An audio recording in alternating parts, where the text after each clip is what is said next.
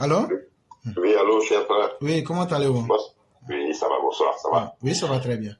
Je salue toute la classe.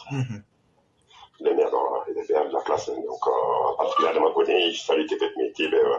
Moi, je viens sur le problème des maisons qui ont été cassées récemment là. Moi, je connais un monsieur, ça c'est un témoin que je connais, je ne vais pas dire son nom parce qu'il me connaît très bien. Il a été dédommagé en 2019 dans un quartier. Et quand il est parti, il y a un retraité qui devait vendre sa maison à Yopougon. Des anciennes maisons, c'est qu'au Géaru, et Sojefi à Yopougon. Il a acheté un comme ça, la propriété, il a acheté un comme ça à 20 millions de francs CFA. Il l'a modifié, il a déménagé avec sa famille et il a pris sa maison où il était là, il l'a changé et revend comme s'il vendait ça à son petit frère. Vous voyez, c'est un business en fait. Donc du coup, son frère est resté comme propriétaire. Et en même temps, quand on devait casser encore, son petit frère a bénéficié. Encore une seconde fois. Moi, je lui ai dit, mais c'est pas normal ce que tu fais. Il dit, ah, ben, est-ce que c'est comme ça, comment on va faire? Il dit, mais est-ce que l'argent que ton petit frère a récupéré, c'est pour toi? Il dit, non, c'est pour lui, parce que c'est sa maison, c'est lui qui l'avait acheté. Et c'est lui qui a fait venir son petit frère. Vous voyez, donc, il y a trop d'arnaques dans ce système. Donc, moi, je pense que, à partir du moment que on les fait comprendre qu'il doit partir, s'il ne veut pas partir, il faut mettre des poids sur toutes les maisons qui ont été endommagées. Et maintenant, les habitants qui sont dans ces maisons-là, s'ils ne veulent pas partir, là, ça a l'air risqué terrible. Moi, je pense que le cas aujourd'hui, des GESCO, c'est ça. Ok, ça c'est le premier point dont je vais lever. Le deuxième point, c'était concernant le Mali. Et là, il va falloir que les sociétés ouvrent un peu les yeux. On dit Burkina, mais la plupart, j'étais en communication hier avec un ami qui est à Ségou, parce que toi, tu sais que moi, j'ai vécu plus de 9 ans à Ségou. Et on va recruter des jeunes de la ville de Ségou, derrière la rivière de Ségou, Bakofé. On appelle ça Bakofé là. Il y a les villages là-bas. Et à Masna, à Nyono, on recrute plein de jeunes petits peuls et on les fait infiltrer. Quand ils arrivent à Ségou, qu'est-ce qu'ils font? On les fait descendre là-bas. Et ils rentrent par des motos, soit par Kadiolo, soit par Jewa. Et tout de suite, après, ils marchent, ils rentrent. Il y a plein qui sont rentrés comme ça et on les donne 300 000, 300 000. Moi, je lui ai dit, mais toi qui es parti, il me dit, j'ai mon business, qu'est-ce que je vais aller foutre dans ça là? J'ai pas besoin, aucun membre de ma famille n'est parti. Il dit, mais bon, c'est pas bon quand même, quoi, parce que j'ai mon oncle qui est en Côte d'Ivoire depuis plus de 40 ans. Il y a mon oncle qui est en Côte d'Ivoire depuis plus de 40 ans, donc je ne sais pas pourquoi je vais rentrer. Moi, j'ai des conseils à tout le monde, il n'est pas fait. Il dit, mais c'est vraiment grave, hein. Il me dit, oui. Et deuxième point, c'est quoi? Il y a un certain Ousmane Nyangando. Ils n'ont qu'à aller dans les archives de Ferké, à la mairie. Ils n'ont qu'à bien regarder ce Ousmane Nyangando, il est né à Ferké. Et son père a décidé, il est rentré avec sa mère et ses frères à Ségou. Ils sont installés maintenant, il se trouve à Bamako, il fait la navette entre les États-Unis et Bamako. C'est l'homme de main de Sorobio. Ils ont été à l'école ensemble. Donc, que les autorités regardent, et il y a un certain Cheikh Omar Yernangouré, qui est un opérateur économique. J'ai dit son nom aujourd'hui parce que j'ai voulu garder le silence. Ce monsieur, c'est le vrai point de relais de ces djihadistes au Mali là. Donc c'est tout ce que j'avais à dire. Merci et bonne soirée à toi. Oui, mais vous ne quittez pas. Vous avez dit quelque chose qui est extrêmement important. Oui. Vous avez dit qu'actuellement, depuis un certain temps, il y a des jeunes peuls derrière la rivière. Vous avez donné la région. Voilà. Ouais, derrière la rivière de Ségou, Massina. Voilà. Et tout le monde sait que Amadou Koufa, c'est sa base qui est le Massina. Le Massina, ouais. Et donc, ça veut dire que les profils des jeunes qui sont recrutés sont des jeunes djihadistes.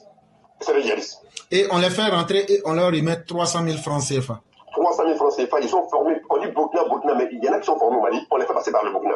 Parce que Hachmi, il a signé un mémorandum avec la Côte d'Ivoire. Donc, en aucun cas, il ne peut pas s'amuser à ça.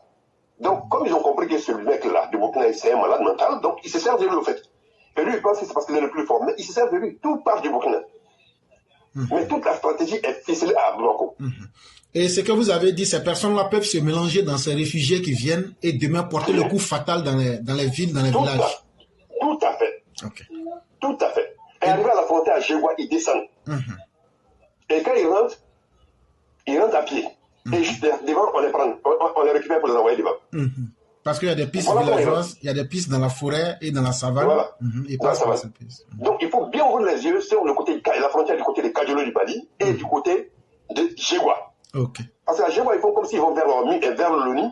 Après, ils cassent vers ils laissent Ferké, ils vont tomber du côté de Ouangolo directement. Okay. Sans passer par Ferké. Voilà comment ça se passe. Okay. Il m'a dit, il y a plein de jeunes de secteur qui sont partis. Donc, mais lui, il ne rentre pas dedans.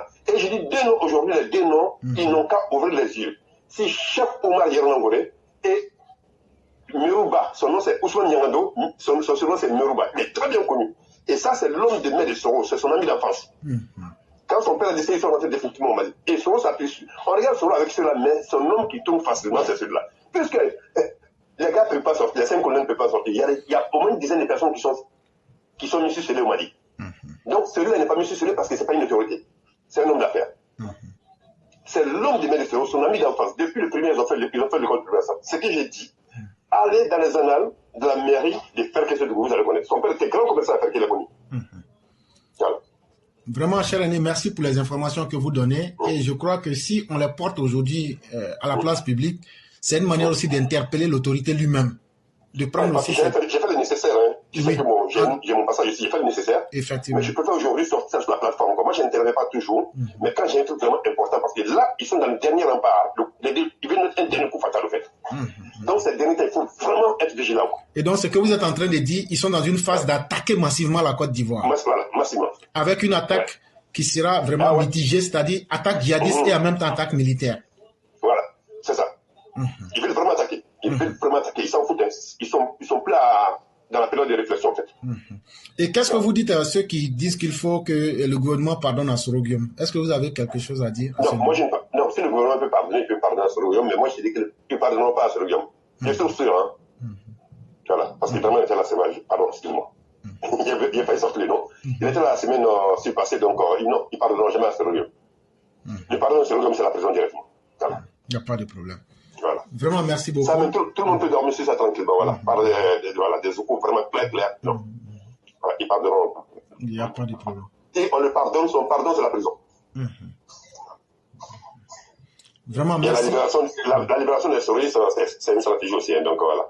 Ne regarde pas, mais ça, c'est sûr. Hein, soyez-en sûrs, il y en a qui vont retenir dans 6 mois en prison. Et il y a des même qui sont plus en prison même qu'auparavant.